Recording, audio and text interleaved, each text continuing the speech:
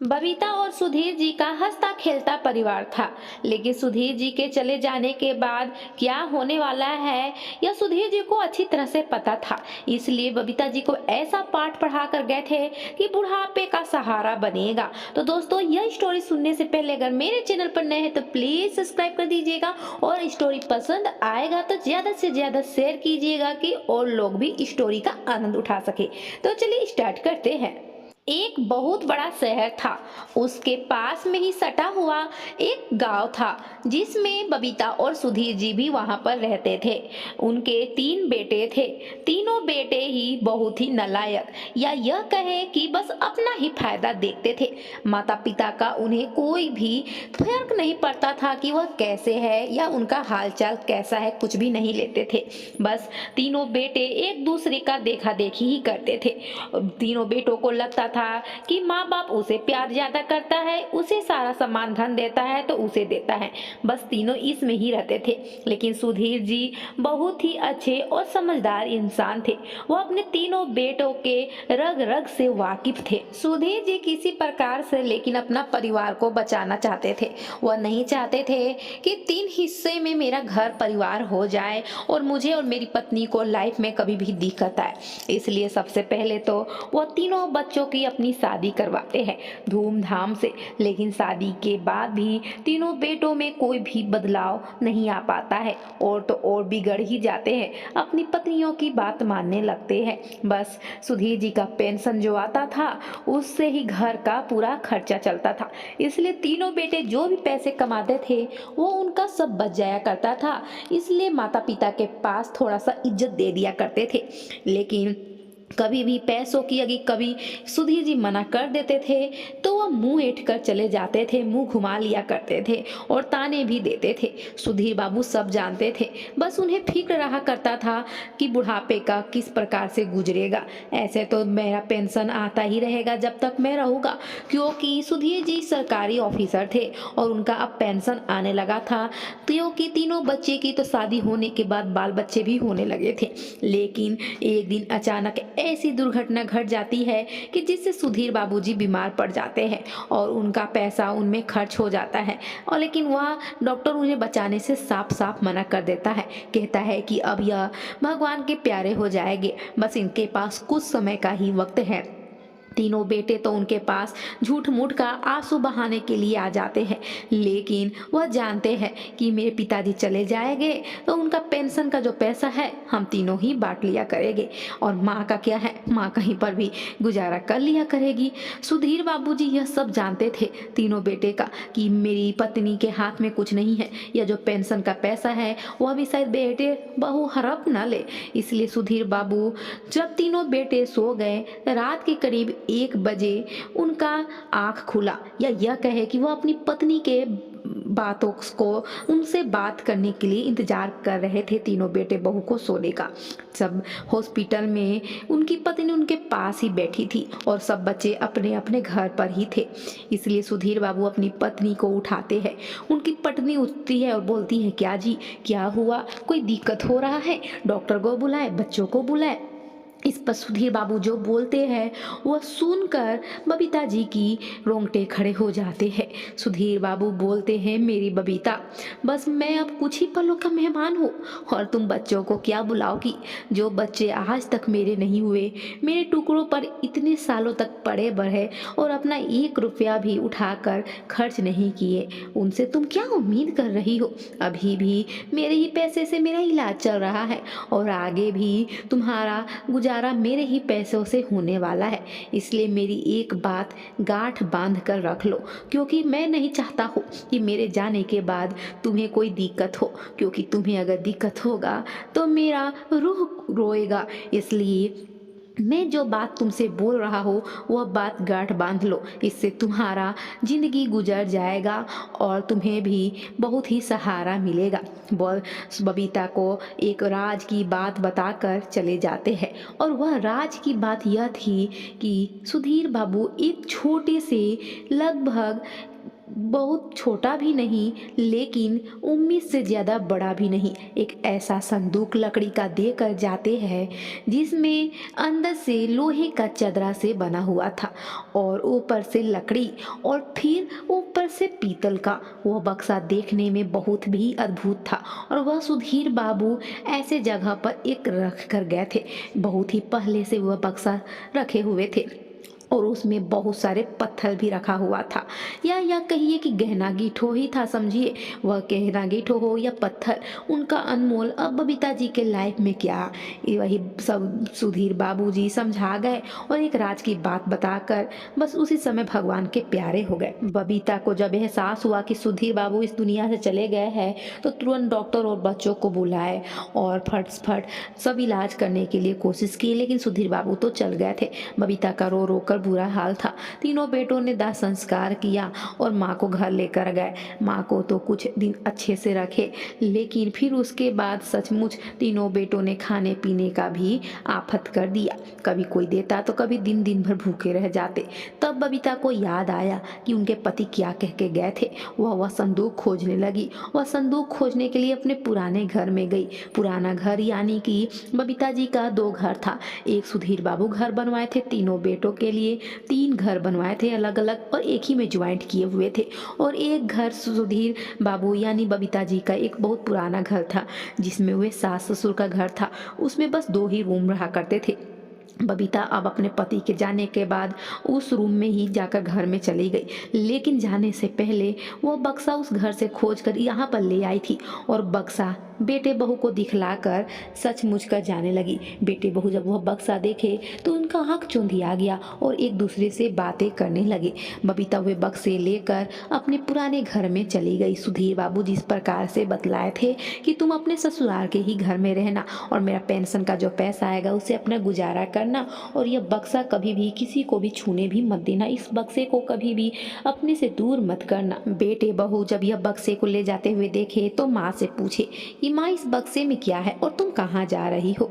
तब बबीता जी अपने पति के बताए अनुसार उन्हें बताती है बेटे बहू को कि इसमें तुम्हारे पिताजी का दिया हुआ वह अनमोल रत्न है जो तुम लोगों को ही मिलने वाला है, लेकिन अभी नहीं। जो बेटे बहू मेरी ज़्यादा सेवा करेंगे उसके हिसाब से मैं बराबर बांट दूंगी और जो नहीं करेगा उसको कुछ भी नहीं मिलेगा।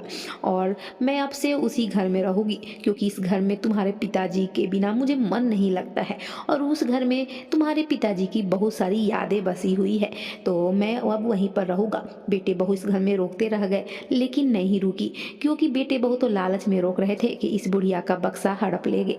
बबीता जी अपने बक्से को उठाकर पुराने घर में चली जाती है और वहाँ पर एक पलंग पे, लोहे के पलंग पे वे बक्से को सीकड़ से बांधकर ताला लगा देती है और उस बक्से में 2-3 ताला जड़ देती है। ऐसा बक्सा बनाया ही हुआ था, सुधीर बाबू जानबूझकर बनाए हुए थे। फिर क्या था, अब तो बेटे बहू हरदम तीनों वक्त तीनों खाने का बंद कर देते हैं। तीनों को अब डिप्टी होता है कि सुबह में कौन देगा, दोपहर में कौन देगा और रात में कौन देगा, और कोई ना कोई बेटे बहू बबीता जी के पास रह ही जाया करते थे, क्योंकि अब वे तीनों बच्चों को लालच था कि माँ के पास तो अब बक्सा है, बक्सा में पता नहीं क्या क्या धन दौलत है, कहीं और किसी भाई को न दे दे। तीनों भाई में तो पड़ती थी ही नहीं, इसलिए तीनों को लगता था कि माँ उसको न दे दे, उसको न दे दे, इसलिए तीनों कहीं कभी न कभी माँ के पास ही रहा करते थे। और उन्हें यह भी लगता था कि कहीं यह धन दौलत माँ बेच न दे, इसलिए वो बक्से को छोड़ना नहीं चाहते थे। या कहिए कि माँ जी के पास यानी कि बबीता के पास वह तीनों में से कोई ना कोई बेटे बहू हरदम 24 घंटा अब रहा करते थे और उनके खाने पीने, दवा दारू, पूरे शरीर पर ध्यान देते थे, सेहत पर भी ध्यान दिया करते थे। या उन बक्से के लालच में ही बबीता जी का अब ध्यान दे रहे थे। ऐसे ही वक्त बीतते जाता है और लगभग अब बबीता जी के उम्र अब पार हो चुका था 75 का, और वह अब तो उनकी तबीयत भी ठीक नहीं रहने लगी थी। लगभग इस बक्से के द्वारा वह 17 से 18 साल की जीविका तो चला ही ली थी, और इसके वजह से बबीता जी का बहुत ही अच्छे से ध्यान भी तीनों बेटे बहू रख रहे थे। उस बक्से के लालच से ही। पता नहीं उस बक्से में शायद पुराने गहने गिठू ना हो। पुराने गहने तो बहुत ही महंगे रहा करते थे। तीनों बच्चों को यही फिक्र रहा करता था।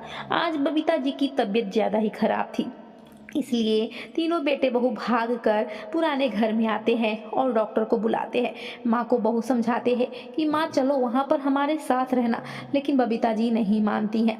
डॉक्टर आते हैं और बबीता जी का इलाज करते हैं और कुछ दवा लिख कर देते हैं और बोलते हैं कि इनकी तबीयत बहुत ही अब ज़्यादा खराब रह रही है, इनका बहुत ज़्यादा ध्यान देने की ज़रूरत है। इसलिए बेटे बहू उनका और भी ज़्यादा अब ध्यान देते हैं, लेकिन वक्त के साथ उनकी तबीयत और भी बिगड़ दी जाती है। एक दिन तो ज़्यादा तबीयत खराब होने की वजह से बबीता जी को हॉस्पिटल ले जाने की नौबत आ जाती है, लेकिन बबीता जी हॉस्पिटल नहीं जाना चाहती है। इसलिए वो अपने बेटे बहू को बहुत समझाती है कि मुझे हॉस्पिटल नहीं जाना है, क्योंकि जानती है कि अगर मैं हॉस्पिटल जाऊंगी तो बक्से को छोड़कर ही तो जाना पड़ेगा, और बक्से बहुत बेटे बहू तो उसके पीछे ही पड़े हैं। क्योंकि एक दिन जब बबीता जी नहाने गई थी तो बड़ी बहू आई हुई थी और उस बक्से को खोलने की कोशिश कर रही थी पत्थर के द्वारा, क्योंकि उसकी चाबी तो बबीता जी हरदम अपने गले में लटका कर रखती है। बड़ी बहू से वह ताला नहीं खुल पाया था, इसलिए पत्थर से मार रही थी। जब बबीता जी देखी तो बोली कि माँ जी, यहाँ पर तो एक छिपकली आ गया था, उसी को पत्थर के द्वारा भगा रहे थे। और बबीता जी को अच्छे से मालूम था कि वह क्या कर रहे थे। बड़ी बहू ही नहीं, मंजली और छोटी बहू भी उस बक्से के पीछे ही पड़ी रहती है। माँ जी को देखती है कि थोड़ा सा भी नींद लगे तो पोछा झाड़ू लगाने के चलते उस बक्से को इधर उधर करती है। बबीता जी कहती है इस बक्से को छोड़कर तुम और चारों तरफ पोछा लगा लो, लेकिन कभी ना कभी माँ जी का दब ध्यान नहीं जाता है तो उस बक्से को खोलने की लाख कोशिश करती है, लेकिन उस बक्से को नहीं खोल पाते हैं। लेकिन आज जब मौका मिल रहा था कि बबीता जी को हॉस्पिटल ले जाना है और उस बक्से को खोलने के लिए कोई ना कोई तो इंतजाम हो ही जाएगा, वो तीनों बच्चे अपने में बात कर लिए थे। बबीता भी यह जानती थी कि मेरे जाते ही इस बक्से का राज सामने आ जाएगा। डॉक्टर के लाख समझाने के बाद भी बबीता जी जब हॉस्पिटल जाने के लिए नहीं मानी तो बच्चे बहुत जिद करने लगे, क्योंकि माँ जी का तबीयत बहुत खराब था। बबीता जानती थी कि जब बक्से का राज आएगा तो बच्चे मुझे थोड़े सा भी ध्यान नहीं देंगे, क्योंकि मेरे पति जो कह कर गए थे, और वो बात सही था। लेकिन बबीता जी अब अंधेरे में ज़्यादा नहीं रखना चाहती थी, इसलिए बेटे को बुलाती है, तीनों बेटे बहू को, और बोलती है मुझे हॉस्पिटल ले जाने से पहले मैं तुम लोगों को अपने बक्से का रहस्य बतला देती हूँ कि इस बक्से में क्या खजाना है। और तीनों को आँख बंद करने के लिए कहती है। तीनों बेटे बहू अपने अपने आँखों पर पट्टी बांध लेते हैं। बबीता जी उस आँखों के पट्टी बांधकर और तीनों बेटे को बक्से खोलकर एक थैली धरा देती है। थैली तो बहुत ही भारी रहता है, तीनों बेटे बहू संभाल जल्दी नहीं पाते, क्योंकि पत्थरों से तो भरा हुआ रहता है। लेकिन अभी भी उसके अंदर वे पत्थर नहीं देखे थे। उन्हें लग रहा था कि जरूर कुछ बहुत ही भारी, बहुत पहले का गहना गिठो होगा। तीनों बेटे बहू को तो मिल जाता है। जब आँख पट्टी हटता है तो देखते हैं कि लाल रंग का थैला तीनों के हथेली पर रखा हुआ था। तीनों बराबर ही था। बेटे बहू एक दूसरे को देखते हैं और फिर माँ को कहते हैं कि माँ, जब आपको ये तीनों हमारे ही नाम कहना था तो आप इतने दिनों से क्यों रखी थी, आप आगे क्यों नहीं दी। इस पर बबीता जी बोली, मैं अब तीन लोग को तो दे दी हूँ, लेकिन हाँ, अभी अपने अपने बक्से में जल्दी से रखो और फौरन यहाँ से निकलो, क्योंकि मुझे हॉस्पिटल जो ले जाना है, और तुम लोग के एक और राज की बात मैं रास्ते में बतलाऊंगी। तीनों बेटे बहू तो वे थैली लेकर ही हॉस्पिटल जाने के लिए तैयार हो गए। वे उसमें क्या है वह नहीं चेक किए। वह देख रहे थे कि माँ बोली थी कि अभी मुझे हॉस्पिटल ले जाओ, उसके बाद मैं एक और राज की बात रास्ते में बतलाऊंगा। इसलिए तीनों बेटे बहू बबीता जी की बात नहीं सुने और थैली अपने साथ ही लेकर चले, क्योंकि उन्हें लग रहा था कि इसमें जो गहने गिठो है वह कहीं कोई और न ले ले। इसलिए बबीता जी को हॉस्पिटल ले जाया गया, वहाँ इलाज करवाया गया। डॉक्टर बोला कि बस इनकी सांसें अब लगभग 12 से 15 घंटों की है, यह भगवान की प्यारी होने वाली है। तीनों बेटे बहू के आंखों में आंसू थे, लेकिन यह तो नकली आंसू थे। जानबूझकर बबीता जी के पास वह सब बैठे रहे। लगभग 14 घंटा जब हो गया और बबीता जी की सांसें बहुत तेज होने लगी तो बबीता जी बोली, तुम तीनों को एक और जो रहस्य बतलाने जा रहा हूँ, कान खोल कर सुन लो। इसमें जितने भी जो पैसे हैं वो तीनों मेरे मरने के बाद मेरे काम क्रिया में लगा देना, और उसके बाद में से कोई भी सवाल जवाब मत करना।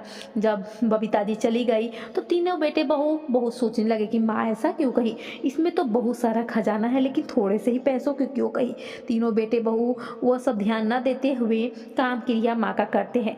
जब काम क्रिया वो सब हो जाता है, उसके बाद अगले दिन सभी को विदाई करने के बाद जब वह थैले खोलते हैं तो उस सब में बस 5,000 रुपये निकलता है। और सारा पत्थर भरा हुआ देखकर तीनों बहुत ही नाराज होते हैं, और माँ के बात तब समझ में आता है कि इसमें पैसे जो लगे थे, इसमें एक एक पर्चा सभी में लिखा हुआ था बेटे बहू, यह सब तुम्हारे पिताजी की देन है और यह सब तुम्हारे पिताजी ही करके गए थे।